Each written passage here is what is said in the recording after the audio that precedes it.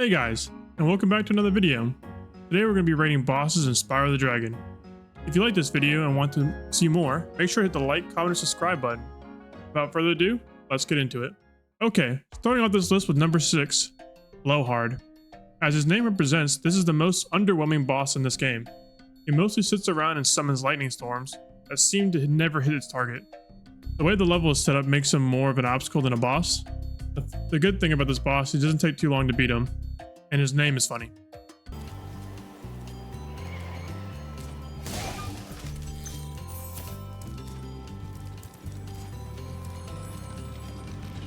Going to number 5.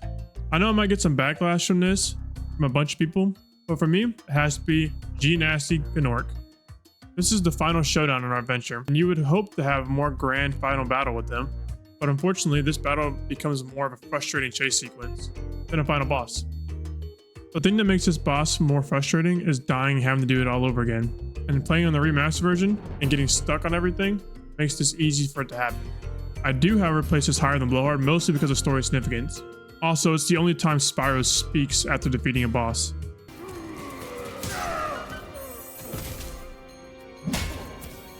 You're toast, Gnorc.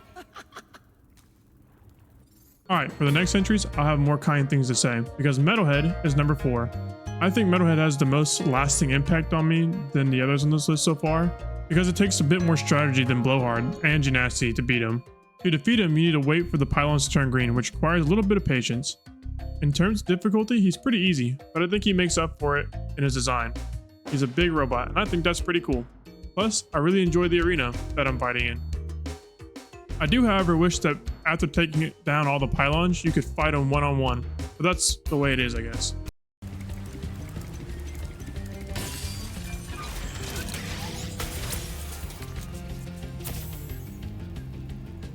Number 3. We're in the top 3 now, and our third place winner is Dr. Shep.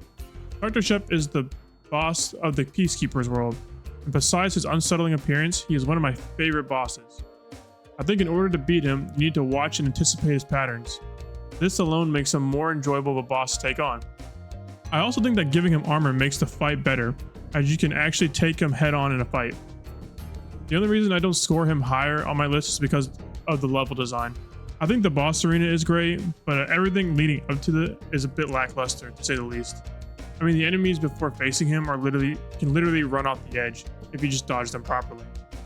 With all this being said, Dr. Shep rightfully earns his number 3 spot.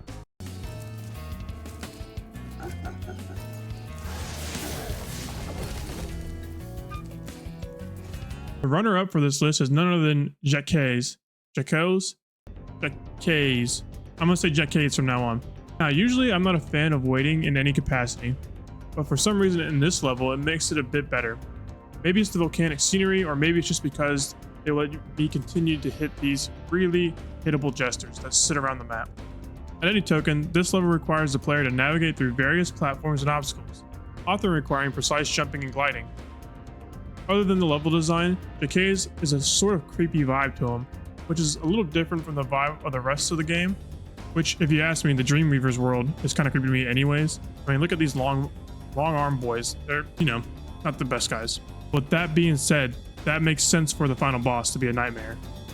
But in terms of difficulty, if you just rush him every time, he's not too difficult.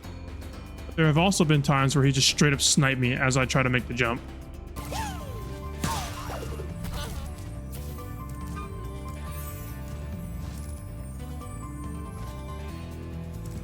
Okay, we made it to the part of the video that everyone has been waiting for. Number 1. Number 1 for me would have to be Toasty.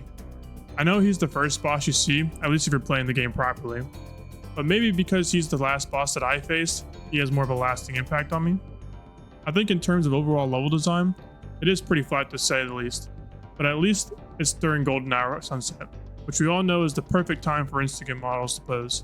I also find it pretty humorous that Toasty is just a sheep propped up in stilts.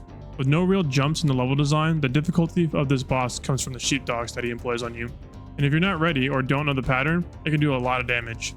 I also like that they gave Toasty a sense of scale, which is how I like seeing a boss. And he gets a cool little dragon head that you have to unlock in order to face him. Now, the only bad thing I could say about this boss battle is that I wish he had a little bit more of a desperation move, or something towards the end there. but it's not too big of a deal.